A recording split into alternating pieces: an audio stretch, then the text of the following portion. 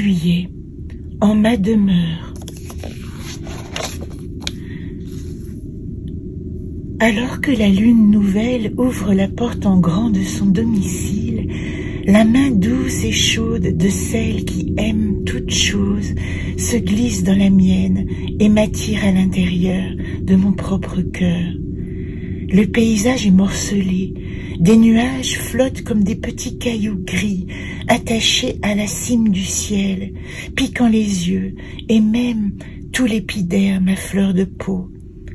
Sous le ciel gris des pensées, le cœur est à l'orage et l'âme gronde sourdement. Alors que je me tiens immobile et saisie dans la menace fantôme, un battement d'ailes aussi léger que le vol du colibri fend l'air de son insouciance, et la gangue aussitôt se fissure en un étincelant sourire.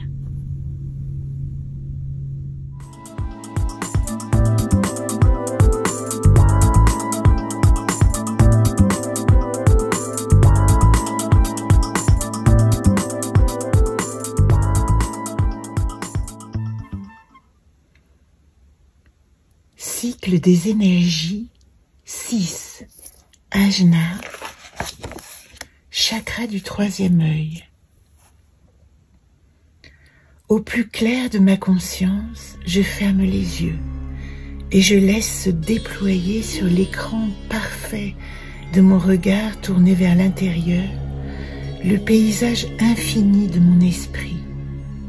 Là, entre mes sourcils, s'ouvre l'œil qui voit, qui me voit, dans la lumière indigo d'un espace qui s'expand au rythme de longs Aum, étiré jusqu'à l'infini du souffle ultime. Je laisse mes visions s'élancer aux quatre coins, dans les 8 directions, en haut et en bas, en une danse fluide où chaque image me montre et me regarde, et je deviens 1000 idées, 1000 sons, 1000 formes de la pensée incarnée.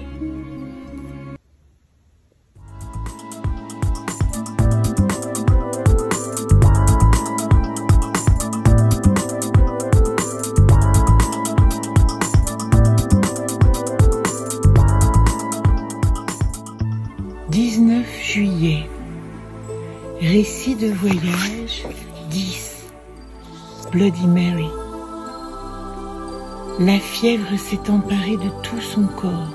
Son ventre gonflé comme à 6 mois de grossesse témoigne du vide stérile qui vient la ravir à cette existence brutale.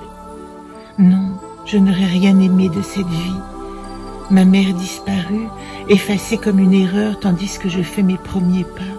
Ce sang qui coule dans mes veines et ne porte en rien la grandeur de ma foi. Ces étrangers hostiles au sein de ma propre famille. Nul allié à la cour. Père, frère, sœur, époux. Aucune alliance ne m'a rendu ma légitimité. Et me voici pourtant, pour la postérité, première reine d'un pays divisé, laissant en héritage le schisme irréparable des croyances de papier. Mais ma foi inaltérable demeure inentamée.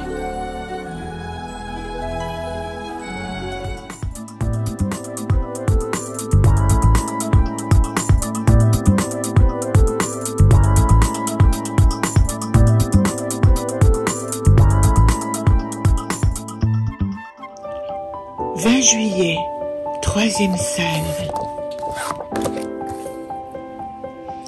Après 2 jours d'agitation tout autour, feux d'artifice, liesse collective, tempête sonore, le vent, la pluie, la grêle, les cris, le matin est lavé et se déploie dans un presque silence. J'ai refermé les yeux quelques minutes pour traverser mon paysage intérieur, et ici aussi, tout est au repos. Dehors et dedans accordent leur trêve aux émotions bondissant comme des lièvres, à travers les champs, tantôt aux aguets, tantôt débridés, affolés, immobiles, pensées quadrupèdes, des lapins pris dans le feu des chasseurs qui bondissent et zigzaguent entre les coups de feu. Mais ce matin, point de battu. Je me rends à l'inévitable et je me souviens que rien ne dure. Tout est de passage.